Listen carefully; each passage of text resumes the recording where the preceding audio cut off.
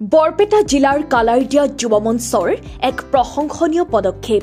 দুৰ্গম চৰচাপৰি অঞ্চলত অসমীয়া সাহিত্য অনুৰাগীৰ বাবে কবি সন্মিলনৰ আয়োজন সংগঠনটোৰ। অসমীয়া কৃষ্টি সংস্কৃতিৰ লগতে অসমীয়া কবিতা, গল্প, উপন্যাস, প্ৰবন্ধ আদি প্ৰতি শিক্ষিত যুৱ সমাজক আকৰ্ষিত কৰাৰ এক অভিনৱ প্ৰচেষ্টা কালাৰদিয়া যুৱ মঞ্চৰ। কবি সন্মিলনৰ নিচিনা এক বিশেষ তত্ত্বগধুৰ কাৰ্যসূচীৰ সফল ৰূপায়ণ কৰে বৰপেটা জিলাৰ কালাৰদিয়া যুৱ মঞ্চই।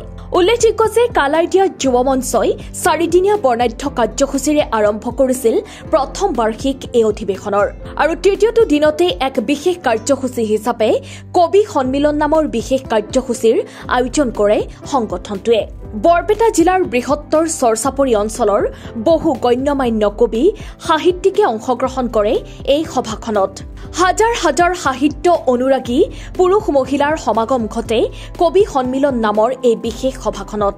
উল্লেখযোগ্য কথাটো হৈছে প্ৰতিজন কবিয়ে তেখেতসকলৰ স্বৰচিত কবিতা পাঠ কৰে এই বিশেষ সভাখনত। উল্লেখযোগ্য যে এনে ঐতিহাসিক পদক্ষেপ গ্ৰহণ কৰাৰ বাবে কালাৰদিয়া যুৱ মঞ্চক প্ৰশংসা কৰিছে বৌদ্ধিক সমাজে। কবি সন্মিলনৰ জৰিয়তে কি ইংগিত দিব বিচাৰিছে চৰাঞ্চলৰ মানুহক?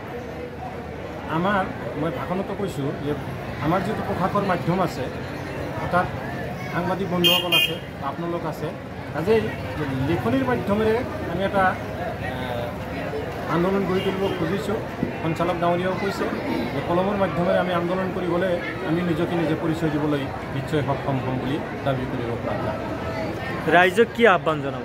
ৰাইজক আহ্বান জনাম যে আমাৰ ল'ৰা ছোৱালীখিনিক বিভিন্ন ক্ষেত্ৰত বিভিন্ন কাৰিকৰী শিক্ষাৰ পৰা আৰম্ভ কৰি আমাৰ পাঠ্যপুথিৰ শিক্ষাত আবদ্ধ নাথাকি আমি অলপ আগবাঢ়িবলৈ ল'ৰা ছোৱালীৰ ফালে আমি অলপ যত্ন ল'লে নিশ্চয় আমাৰ পৰিয়াল বা আমাৰ অঞ্চল বা আমাৰ গাঁওখন সুখময় হ'ব বুলি আশা কৰিব পাৰোঁ। যথেষ্ট সফল হোৱা বুলি মই দাবী কৰিব পাৰোঁ।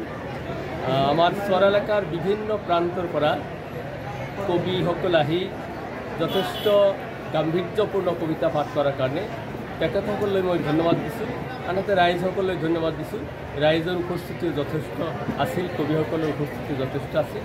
সেই হিচাপে মই সফল কাৰ্যসূচী বুলি মই দাবী কৰিব পাৰোঁ। ধন্যবাদ জনাইছোঁ। আমি কবিতাৰ জৰিয়তে সমাজৰ অঞ্চলৰ প্ৰতিচ্ছবি দাঙি ধৰি চৰকাৰলৈ প্ৰেৰণ কৰিব বিচাৰিছোঁ বাৰ্তা যে আমাৰ এই অঞ্চলৰ যি প্ৰতিচ্ছবি, এই প্ৰতিচ্ছবি আমি দাঙি ধৰিম আৰু ইয়াৰ ওপৰত ভিত্তি কৰি আমাৰ এই অঞ্চলৰ প্ৰতি আমি কেনে অনুগ্ৰহতাই আগবঢ়াইছে চৰকাৰে, তাৰ বিপৰীতে আমি কি গঢ়ি তুলিব পাৰোঁ সেই কথাকে আমি সূচাবলৈ আজিৰ এই কবি সন্মিলনত বিভিন্ন কবিয়ে প্ৰকাশ কৰিছে। আৰু এই অঞ্চলৰ মানুহখিনি, সংখ্যালঘু অধ্যুষিত এই অঞ্চলৰ মানুহখিনি যাতে এনেকেই পৰিত্যক্ত হৈ নাথাকি অনাগত দিনত এই অঞ্চলক আগবঢ়াই লৈ যাব পাৰে, নতুন প্ৰজন্মক ভালকৈ গঢ়ি তুলিব পাৰে, এই আশাৰে আজিৰ এই কবি সন্মিলনত বিভিন্নজনে কবিতা পাঠ কৰিছে। তাৰ কাৰণে ধন্যবাদ জনাইছোঁ। ভাটনা পাইটিৰ পৰা শ্বেখ ফৰিদ আলীৰ ৰিপৰ্ট, সচ দ্য ৰিয়েলিটি।